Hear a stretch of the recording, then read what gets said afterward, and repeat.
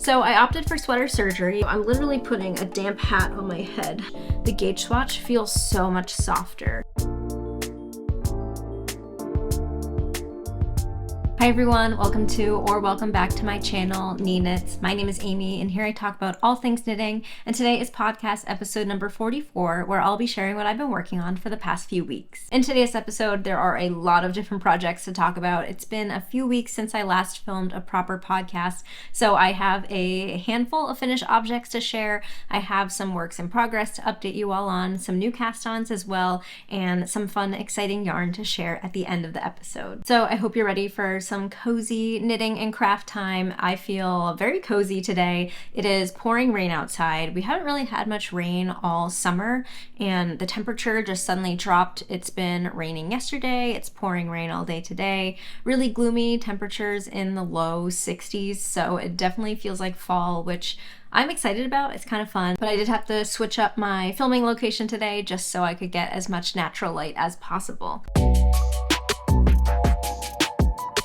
So today I am wearing my first finished object of the episode, and this is the Cumulus Tee O-Neck by Petite Knit.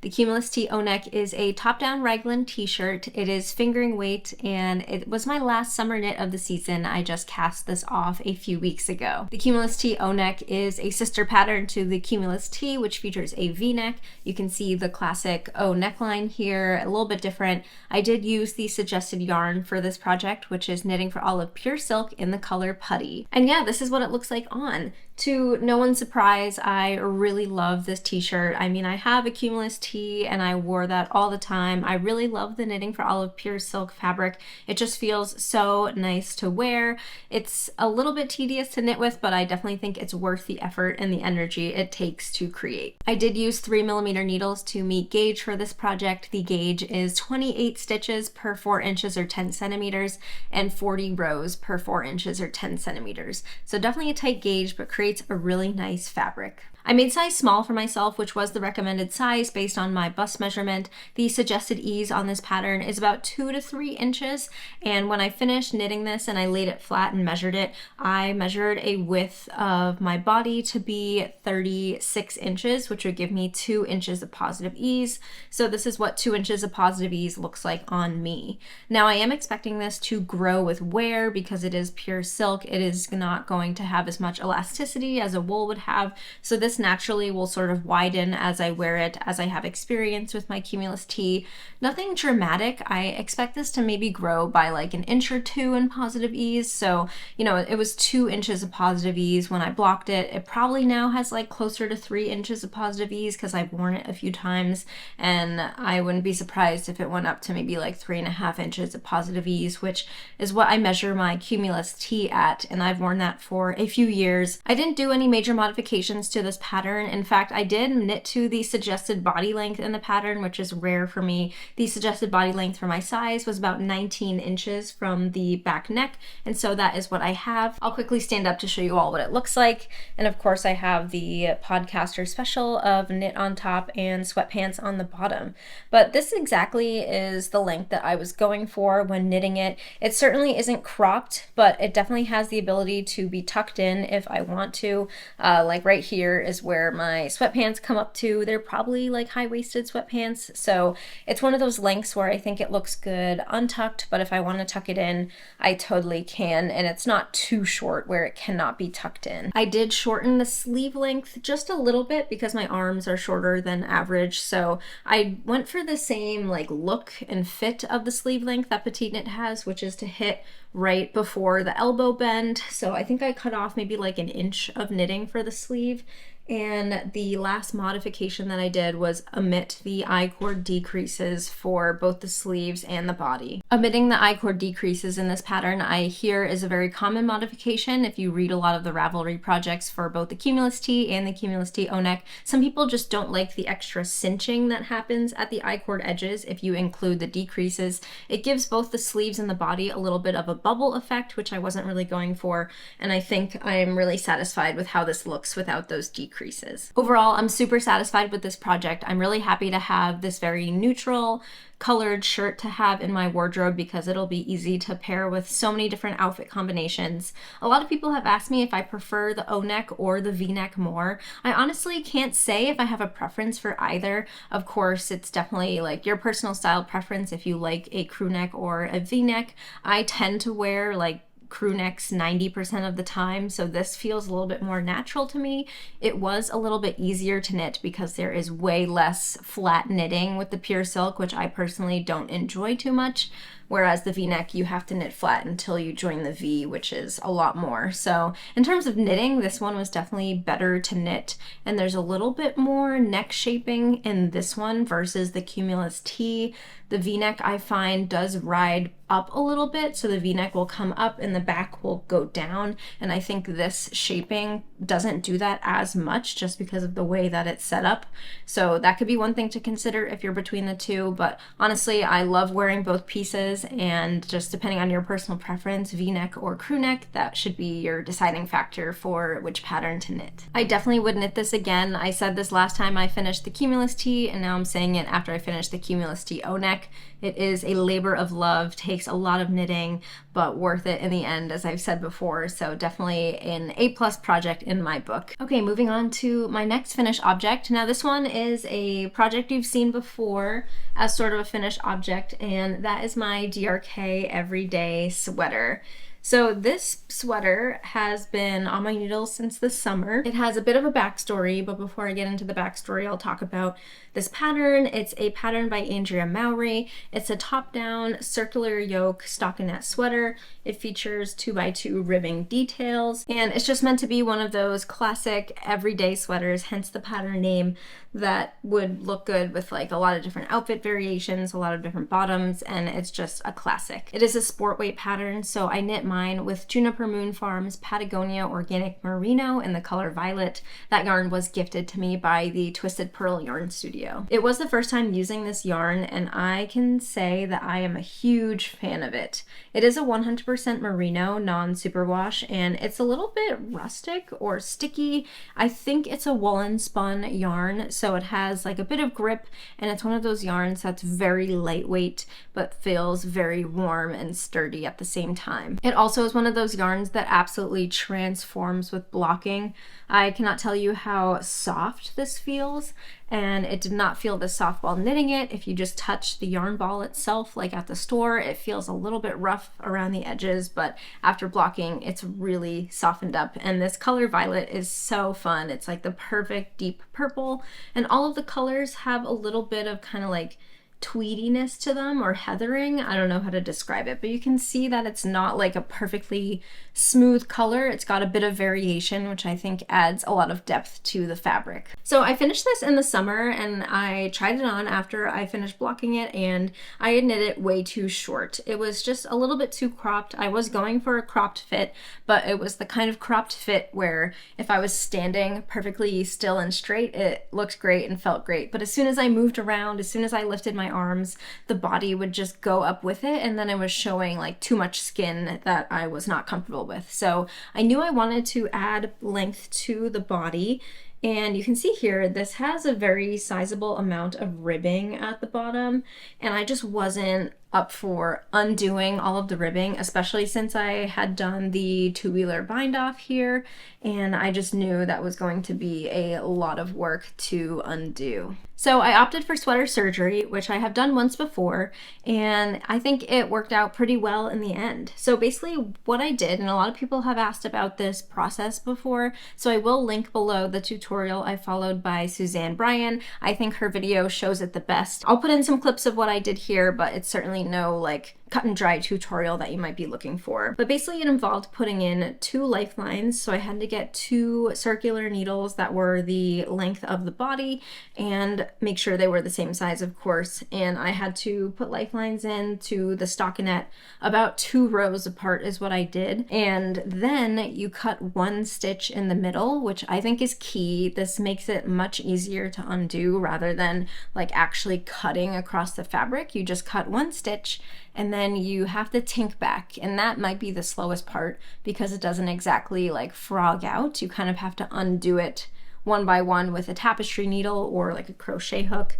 And then you'll end up with 2 pieces of knitwear, one on one set of needles and one on the other set of needles. So then I took my needle that were still attached to the body, and then I knit 2 more inches. Now this was knit top down, so I was knitting in the same direction that the sweater was knit. You can do this with a bottom up sweater, you just have to knit from the bottom piece rather than the top piece. So I knit 2 more inches, which I knew is what I wanted to add to the body length, and then I used the Kitchener stitch to graft together the 2 pieces of knitting that were on the needles. That part also takes some time. You have to take care to make sure that your tension is good. My tip is to stop every few stitches, stretch it out a bit with your hands, and then use a tapestry needle or your knitting needle to pick and tighten those loops that you created with the extra yarn. And then once you get to the end, you're all done and your sweater is back in one piece, and then all you have to do is block it.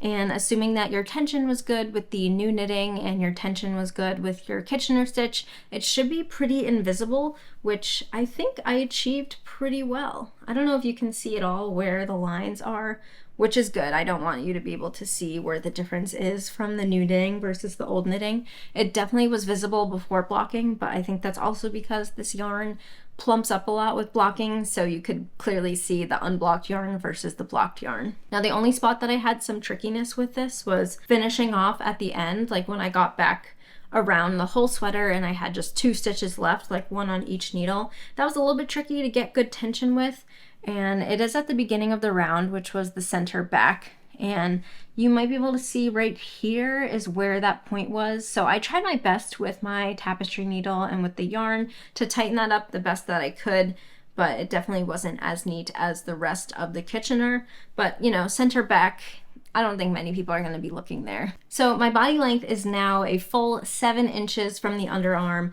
as opposed to the original 5 inches from the underarm. According to the pattern, you're supposed to knit the body length to 8 inches before you start the ribbing. So I guess I just shortened mine by about 1 inch, which is exactly where I wanted it to be.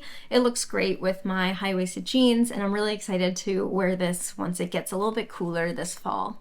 So that's my DRK Everyday Sweater project, all completed, and I'm sure I'll get to wear it in an upcoming podcast since it is getting chilly here, which is great. So my next finished object is a project you guys have never seen before, and it's actually a project that I completed in collaboration with the sponsor of today's video, Hooks and Needles. If you're unfamiliar with Hooks and Needles, they are a subscription box plan that is geared towards beginners and crafters who are looking to expand their skills. So this is the project that I made. It is a crochet project, and it's this really fun little water bottle holder. So I was excited to work with Hooks and Needles because I had heard about them, kind of seen them on Instagram, and wanted to know what they were all about. So they sent me one of their crocheting kits to try. Now the Hooks and Needles boxes come with everything you need to complete a variety of different crafts. Each month's box is different. It features a premium yarn and all the notions you need to complete projects, and a project magazine that includes 3 patterns and also some additional add-ons like recipes and video tutorials. So in the crocheting box that they sent me, the yarn that was included is a really nice yarn. It's this blue tweedy wool,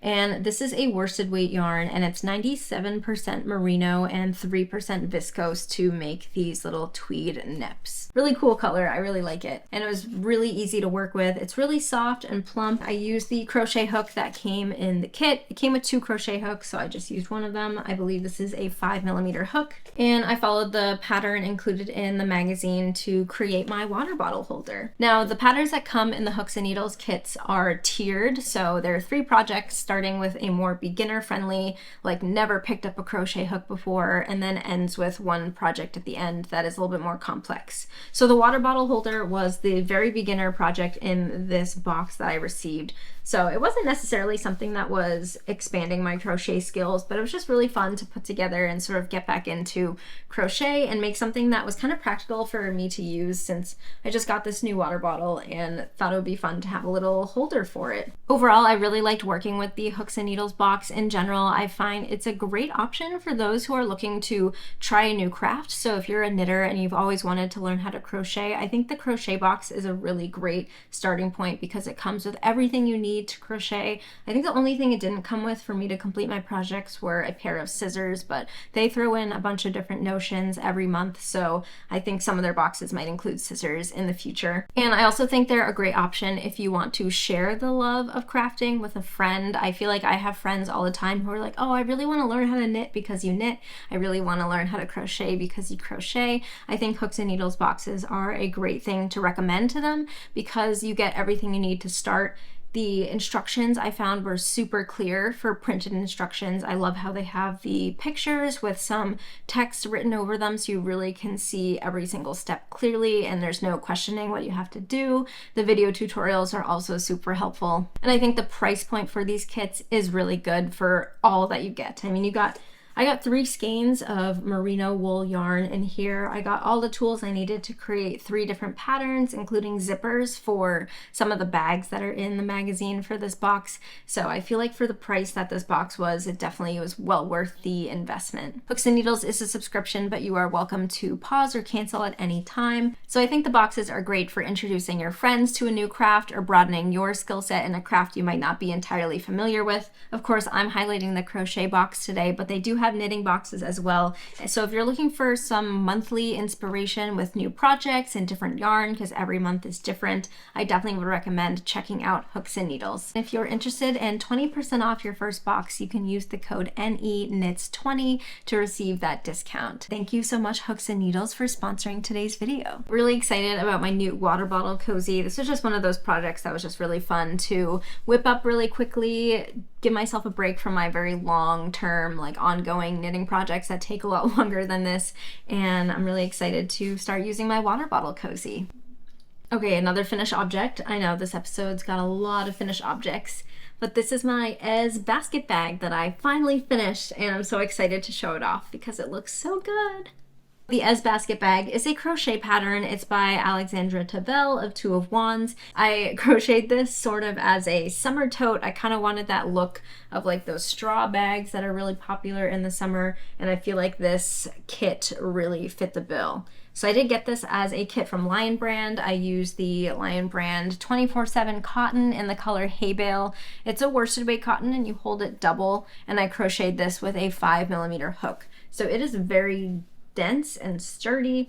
I love the texture of this stitch pattern. It just looks so much like a woven basket, and you crochet it bottom up. So you start with the base here and you crochet it in rounds, and you just keep going around and around, and you just continue it up the body. And I decided to do my own handles. So the pattern does include instructions on how to do crocheted handles for this bag. I kind of wanted to elevate mine just a little bit. So instead of crocheting the handles, I just finished off with a couple extra rounds of single crochet and a slip stitch edge, and then bound off there. So I ordered these leather handles from an Etsy shop. I will link them below. I think it was around $20, including shipping, for this set of handles. They came pre-perforated, so all I had to do was use the tapestry needle and my yarn and stitch them on. And I really just kind of eyeballed the location of the straps. I think it's fine. I could have been more precise and counted stitches, but I think they're pretty centered. Stitching on the handles was kind of tedious, but I think it was worth the effort. I used a back stitch so that way it could make this clean sort of finish at the outside and on the inside. I mean, because I used the same yarn, you can't really see it, but it feels pretty sturdy. I'm not really worried at all about these straps coming undone, so that's good. And I'll be honest, I haven't used this bag yet. The season to use it has kind of passed, but I will film a clip of me filling it with like my iPad and some books just to show you how it does sort of stretch just a little bit with some weight. I am considering starching this bag. A lot of you had commented that starching the bag would be a great option to give it a little bit sturdier of a base. I think you can just buy like a starch spray and then kind of like spray it, kind of like spray paint. I'm not really sure. I've never done it before, totally unfamiliar with the process, but that's something I might look into. I might not look into it. I don't know. I think it looks fine with the base sort of sticking out like that. In fact, I feel like it kind of balances out the pattern because the base matches the top edge here. And if it was starched so it was a flat base, you wouldn't really see the base pattern at all, and it kind of looks maybe a little bit unbalanced. But again, either option I think is good. This will probably just sit around until next summer. I mean, obviously I can use it in the fall and winter, but I think this aesthetic is definitely more summer geared. It's really cute. I'm excited for it. I definitely would recommend the pattern if you're looking for a tote bag that looks like this. The Lion brand 24/7 cotton comes in a bunch of different colors, so if you're looking for a different type of neutral, they definitely have it. If you're looking for this in a bright color, they definitely have it. I'll link below the Lion brand kit in my description box, and the kit comes with the yarn mailed to you, and then they send you the digital pattern for free. So I always think that's a great deal because it's 100% cotton. It's pretty inexpensive yarn compared to wool projects. So there's my Éze Basket Bag. The last finished object of today's episode is also a new project that you have never seen before because I managed to cast it on, cast it off, and finish it all in between filming podcasts. So here is the Urban Beanie. It is a pattern by Tori Yu. The Urban Beanie is a 2x2 ribbed beanie that you knit from the bottom up, and it features this very dramatic crown shaping that has two sides, and it looks very clean and has like a very tall fit.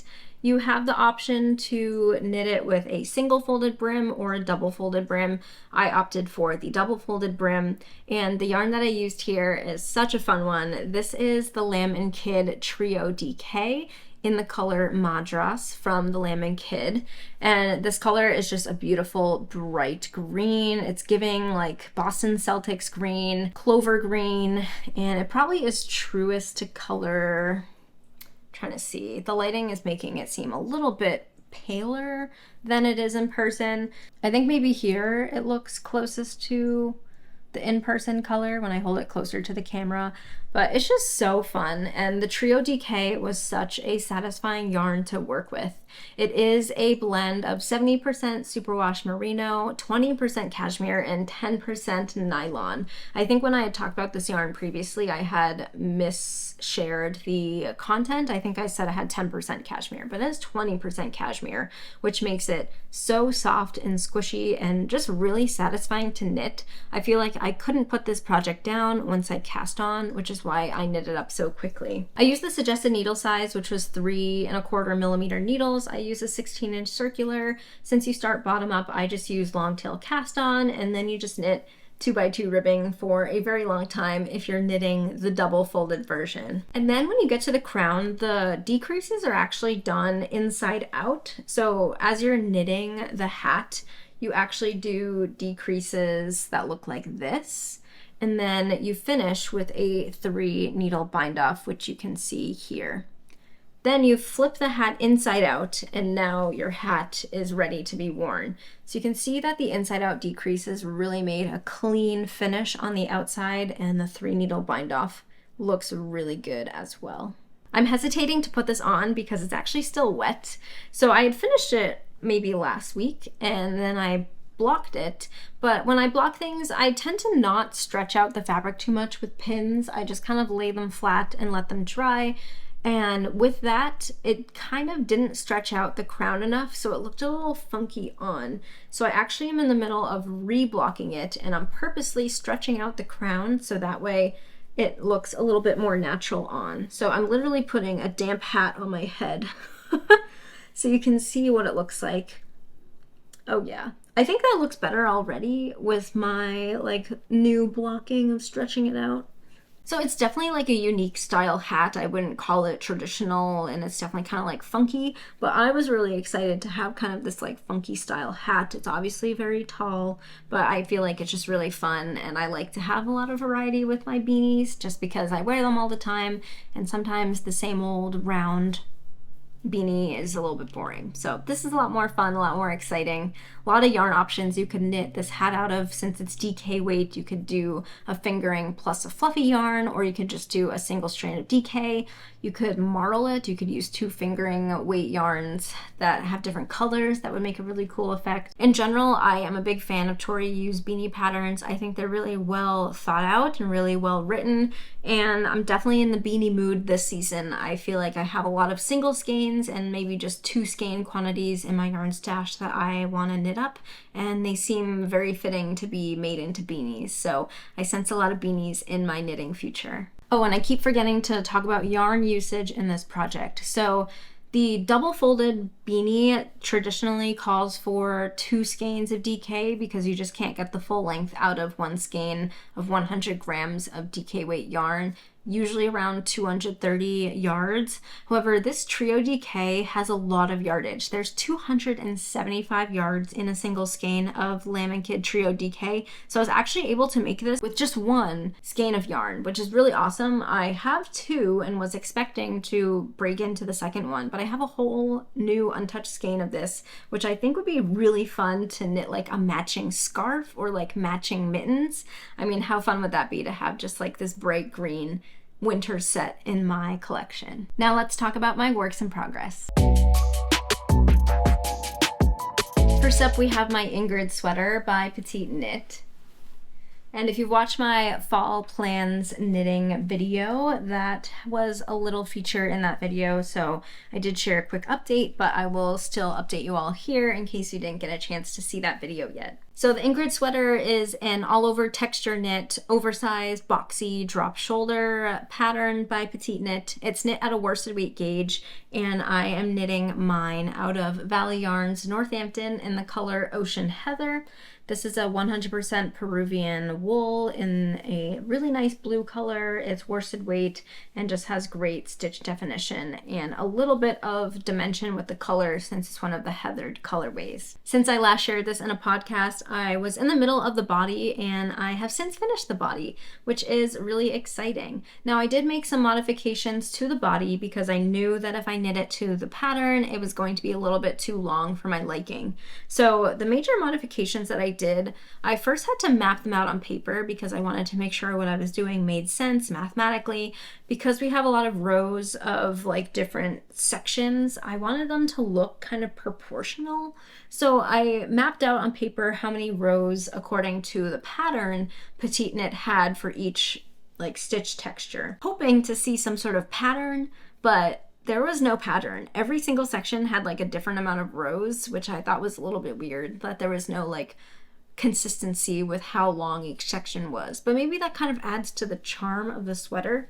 And if anything, that gave me some more freedom to adjust it however I needed to without being like too worried about making sure things looked proportional. Since I know how long my yoke was and how many rows I used to knit the yoke, I used that to determine how many rows I wanted to knit for the body after the underarm, knowing my preferred lengths of sweaters. So I think if I had followed the pattern, the length on the sweater would have been 25 inches long, and I know that I like my sweaters to be around like 18 inches if they are on the crop side and around 20 inches if they want to be like on the full length side that still looks proportionate to my body. So there were a lot of rows that I had to cut out of the body, and the easiest way for me to do that was to cut the lattice section in half, because if I had shortened any of like the moss stitch sections or the ribbing sections, they would have been like too short and it would have looked a little bit odd. Normally in the pattern, you knit the lattice section to be double this. So I only did it once. And then I shaved like a couple rows off like this moss stitch section, a couple rows off like the ribbing sections, I think. I did leave the eyelet sections and the garter stitch sections the same as the pattern because I didn't really see any opportunity to eliminate rows there that wouldn't like ruin the look of the pattern. So overall, I'm happy with those modifications. It definitely was a mix of like some math, but also just kind of eyeballing it as I was knitting it, trying it on, seeing where it would hit, and also remembering that this is likely to stretch a little bit with blocking because there is a lot of garter stitch that does scrunch up a bit. I finished the body with some tubular bind off, really happy with how that looks, and now I'm working on the collar. I am picking up the amount of stitches that the pattern calls for the collar, and I am just gonna do a 1x1 ribbed folded collar. I am using my flock stitch marker from Hello Lavender, which is really fun, and you can see I have these cute little cactus stitch stoppers as well. One of them fell off a couple seconds ago, but yeah, so that's my status with the Ingrid. I feel like when I get to picking up stuff on sweaters is where I tend to put them away. So I finished the body a while ago, and then I knew I had to pick up either the sleeves or the collar, so I kind of ignored it, worked on other stuff like the hat and cast on a few new projects as well. So for me, I never really loved drop shoulder sweaters because there's so much picking up stitches to do with both the collar and the sleeves. I tend to favor things that, oh, there goes the other stitch stopper. I tend to favor patterns like raglans where most of the time with a raglan, the collar is knit before you do the body, and although you do have to pick up some stitches for the sleeves, they're mostly already on a stitch holder rather than just picking up from a knit edge. That's a little insight there with what I like and don't like with knitting. Of course, nothing wrong with picking up stitches, just not my favorite activity. Now we're getting into some works in progress that are new cast-ons to the podcast. So this next cast-on also had a sneak preview in my fall knitting plans video, and that is the Éze sweater, also by Petite Knit. I know, it's pretty Petite Knit heavy season. I feel like I didn't really knit a lot of her patterns in this past calendar year, and then now I'm way back in them again. So the Éze sweater is one of her more recent releases. It's a top-down raglan sweater, DK weight, and it features a really dramatic 2x2 ribbed turtleneck collar that has some rolled edges at the end. The suggested yarn is Sandisgarn Pure Gint, and I was really excited to use some of that suggested yarn in my pattern.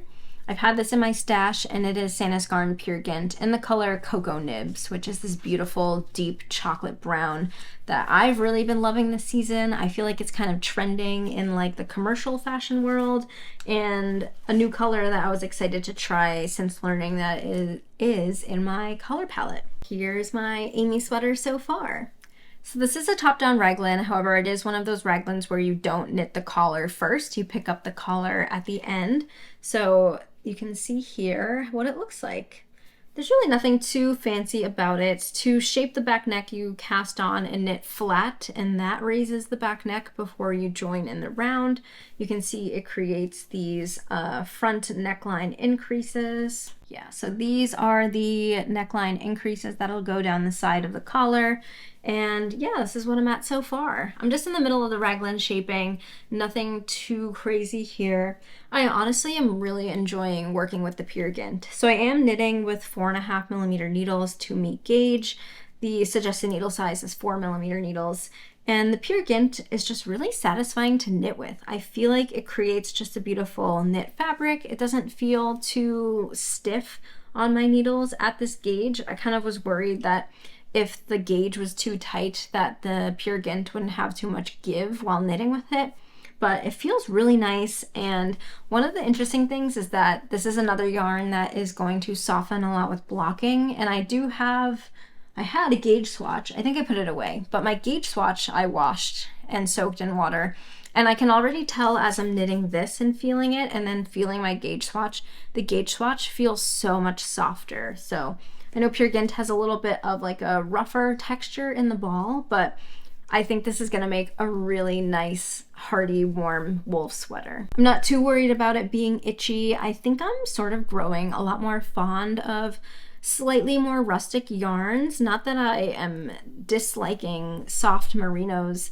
anymore, but I think I just have more of an appreciation for yarns, kind of like the Juniper Moon Farm Patagonia Organic Merino had like a very rough feel in the ball, but it just feels so good now that it's been blocked, and I can tell it's going to be super warm. Same with the Pure Gint, and similarly with the Durarum Natura Ulysse that I had swatched with in my fall knitting plans video.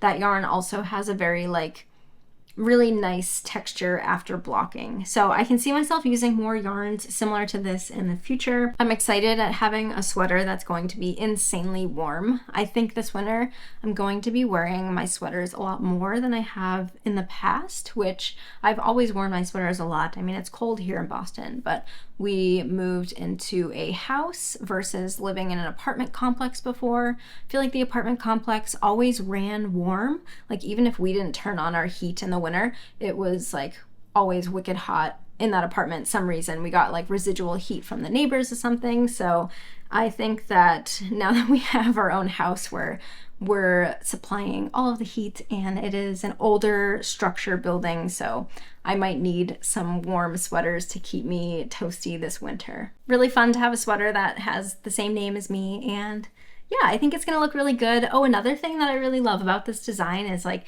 this is a very wide neckline, and I really love how when the collar is knit, it's really gonna fill in this space with the ribbing. I think it's different than having like maybe a neckline, like if it was as shallow as the Cumulus tee I'm wearing, and then you add the turtleneck, it's a different look. And I kind of like the really wide look of how the ribbing is going to like come onto the shoulders just a little bit. I cast on another Musselburgh hat. This is going to be my second Musselburgh hat. I knit my first one last year and really enjoyed it.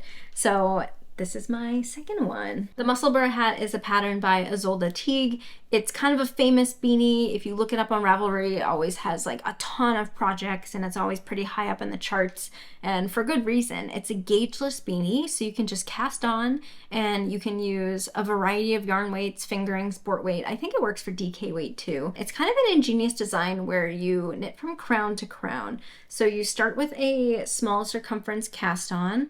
My go-to cast on for this is the pinhole cast on by Tin Can Knits. I will link that tutorial below. I feel like written tutorials that have good diagrams can be more valuable than a video because you can scroll at your own speed and go back and forth a little bit easier than with a video. But that's what I did for the cast on. I used my bamboo DPNs to work the crown increases, and then once the crown increases were done, I popped it on some 16-inch circulars. So it's gaugeless because as you're knitting the crown, you measure your gauge after you've done enough knitting to measure 1 inch. And then there is a whole chart that goes across your size and then your gauge, and then you find how many stitches you're supposed to increase to.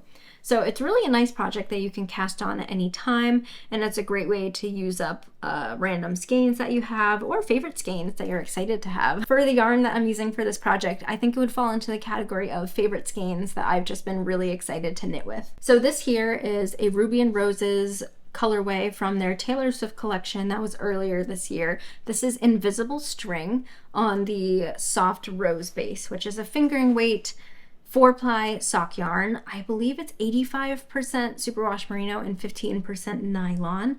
And this colorway is just so pretty. There is so much going on, but it's stunning. It's got this beautiful kind of like gray lavender, like if you squint, that's kind of like the color that you see, but then when you open your eyes, there's so many speckles of different colors.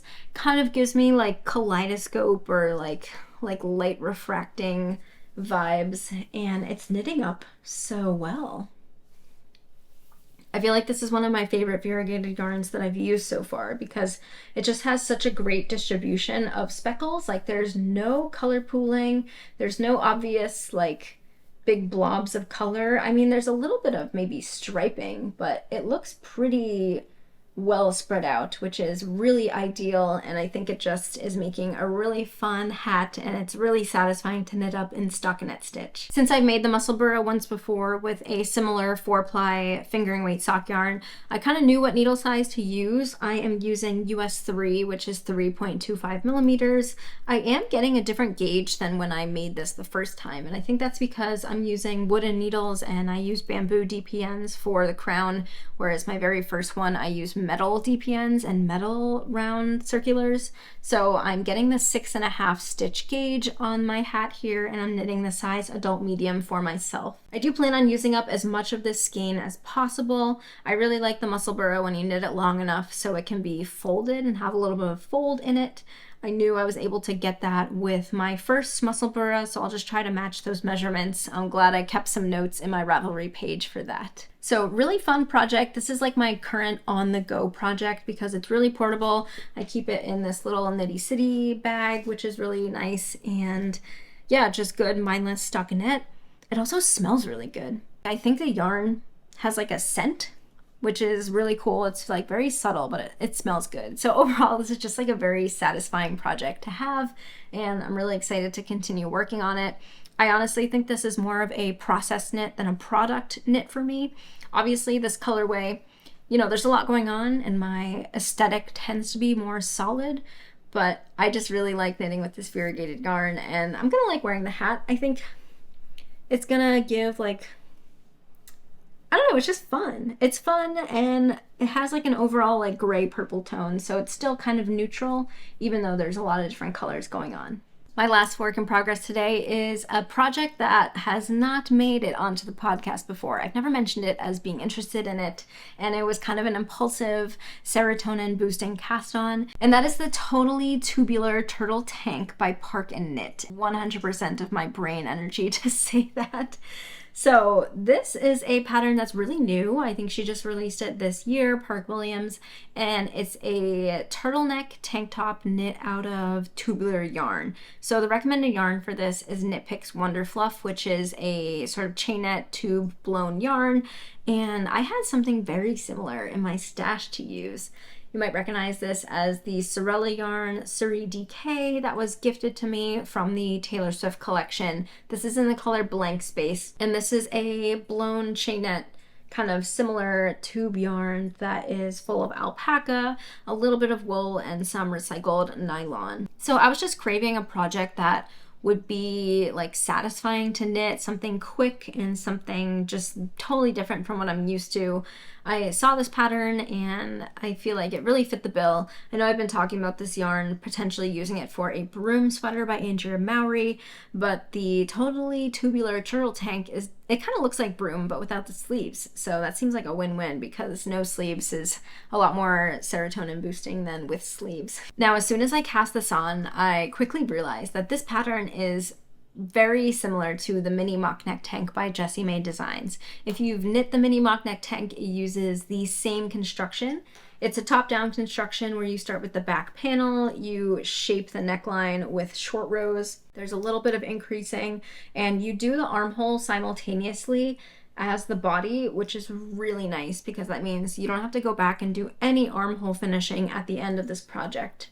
You then pick up for the fronts, you do some increases as well, and the big cozy turtleneck will be picked up and knit at the end. So this is knit at a bulky weight gauge. So I'm using 6.5mm needles for mine to meet gauge. The gauge is 14 stitches per 4 inches or 10 centimeters. So very big. The suggested ease on this pattern varies. It can be anywhere in between -4 inches to +2 inches, which is -10 to 5 centimeters. And I saw that Park Williams in her sample photos was wearing it at -2 inches of ease. So I really like how it looked, how she was wearing it. So I am trying to go for that same amount of negative ease. Because I wanted just to cast this on kind of quickly and just satisfyingly, I didn't do a gauge swatch. So I'm knitting size small, which if I had met the gauge would give me 2 inches of positive ease, but because I know my gauge is a little bit tighter since knitting the back panel and just quickly measuring it, this will probably give me closer to 0 inches of ease, which I think will be what I'm going for with this vest. Again, I'm not trying to be super precise, not trying to be super like technical with this pattern. It was just something that I wanted to cast on, and I'm having a lot of fun with it. And I think there's some flexibility because it is a vest and I'm likely to wear it with undershirts, like long sleeve shirts underneath it. I'm not really too worried about like the coverage at the underarm and such. I think it'll work out however big or small it turns out. So this has been extremely fun to knit. It is so satisfying to knit with 6.5mm needles. I can't remember the last time I knit like a proper project with that needle size, and it's growing really quickly. The yarn is super fun. I'm just loving the fluffy texture of it. I sense that fluffy yarn is gonna have a moment this winter, like not just holding things with mohair, like standalone, bigger, fluffy yarns. Like I've seen a lot of yarn dyers and yarn brands come out with like chunkier Surreys or chunkier sort of similar chainette blown yarns like this. I feel like there's a lot of pattern designers coming out with fluffy geared patterns, and so this has just been really fun. The color is different for me, but I'm excited to have this unique piece in my wardrobe. So Totally Tubular Turtle Tank is on the needles. I would love to have this finished by the next time I film. I mean, like I said, this is going by really quickly. I think I just knit this in like 2 to 3 days. So I just have to knit the body. It does have a split hem, which will be fun. And then again, the collar. The collar might take me a long time, but we'll see. Fun project. On to the last section of today's video. I have some yarn acquisitions to share and some news and updates at the end. So I received a pre-order from Ruby and Rose's Yarn. They had their Flowers Gone Wild collection I don't remember when, earlier in the year, and there was this color that I just knew I had to get, and it is this beautiful glowing indigo color. I mean, look at it. It's this beautiful bright blue, and this base that I got is Rose Cloud. So it's a Surrey base. This is a 75% Surrey alpaca and 25% silk yarn. This is a 50-gram skein, and there's 328 yards in this skein. I'm just loving this color. Here's the strand of the Surrey. And I honestly don't know what to knit with this just yet. Not because I don't have any ideas, it's just that I have too many ideas and don't know what exactly I'm going to knit. But I just love this super bright color. I've never seen a Surrey in such a bright saturated color. I feel like a lot of the dyers I follow, their Surreys are a little bit more muted and washed out. So when I saw this on Ruby and Rose's Instagram at such a saturated bright level, I couldn't not get it. So I have enough to make a sweater out of this, holding it double. So I'm thinking things like Petite Knit's Cumulus blouse or Petite Knit's Cloud blouse. Could also do Broom by Andrea Mowry with this. I think I could do Park Williams Totally Tubular Turtle Sweater. I don't know if that's the actual name, but it's the sister pattern to the turtle tank. Lots of options with this one. I mean, I'm just obsessed with it. I'm really excited to get into more bright colors with my knitting ever since doing my color analysis and learning that more bright midtones and saturated tones are for me. I'm just really digging into that, so really excited to work with this yarn. I have two more yarns that came from the Boston Fiber Festival. The Boston Fiber Festival was a few weekends ago. I actually couldn't make it, which was sad because I was out of town. Otherwise, I totally would have been there. It seems like a great event, and they've already teased a bit about their 2025 event. So definitely check them out if you're in the area. I'll link down the Instagram page below for the Fiber Festival. Now, one of the vendors at the Boston Fiber Festival was Suslarigate, which I think was a surprise to many. I don't think Suslarigate has vended in the US before. They had posted on their Instagram that this was their first time coming to the US, I think. And so pretty cool that they chose to come to Boston. And I sent my friend Sarah to get me some of their yarn. So thank you, Sarah, for being the best. So this is what my friend picked up for me with the help of me. Like, she sent me some photos of what they had at the table. So I kind of picked it out and had her grab it. So if you're unfamiliar with Suslarigate, they are a hand dyer based out of Denmark, and I've always wanted to try their yarn. And it's kind of funny because I've been to Denmark a few times, I've been to Sweden a few times, and I've never been to a yarn store that carried their yarn. I would always look for it, and for some reason, with like my luck and the yarn stores that I went to, they just didn't have any. So I had to wait for them to come all the way to Boston for me to get some. This is their merino singles base. So this is actually a single ply 100% superwash merino.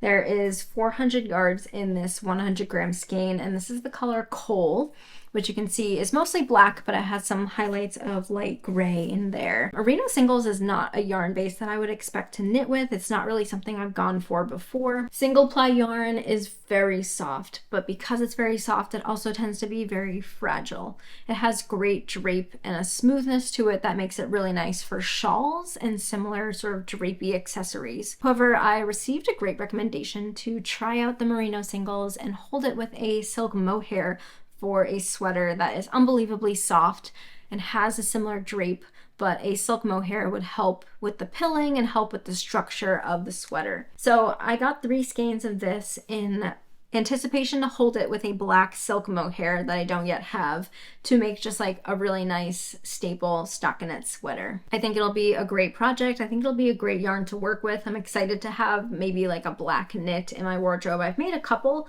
and they've honestly been some of my favorite pieces to wear, like my black zipper sweater. So I think something like this with a bit of the variegation will look really good. Again, I don't really know what pattern I'll use, but there's going to be a lot of different possibilities at a DK weight, so I'm excited to use this Suslarigate yarn. And the last yarn I have to share was also at Boston Fiber Festival by Honey and Quill. So this is the Witch's Brew colorway, which was introduced at the festival. I sent my friend to get some for me, but it had sold out so quickly. I don't think that they realized the demand for this yarn. So quickly Honey and Quill announced that they were going to do a pre-order for the yarn like right after the festival. So that was exciting because I was still able to get my hands on some. Honey and Quill is a Boston-based dyer. So this is their classic sock base. It's a 100% superwash merino wool, and this is a 4-ply sock yarn. And this colorway is just so autumnal. So I just got one skein of this. I'm intending to make a scarf with it. I have a couple patterns that I could use. One of them is a free pattern on Ravelry called Mara that I think would just be really nice with the eyelets and the garter stitch to show off this variegated yarn. Could also do like a Sophie scarf, but I don't really love that pattern, so I'll probably stick with something a little bit more textured because this is a full 100-gram skein of fingering weight yarn. It should give me something pretty sizable that I could wrap around my neck twice. Again, it would be like a skinny scarf, not like a big scarf, but I think it would show off the yarn really well.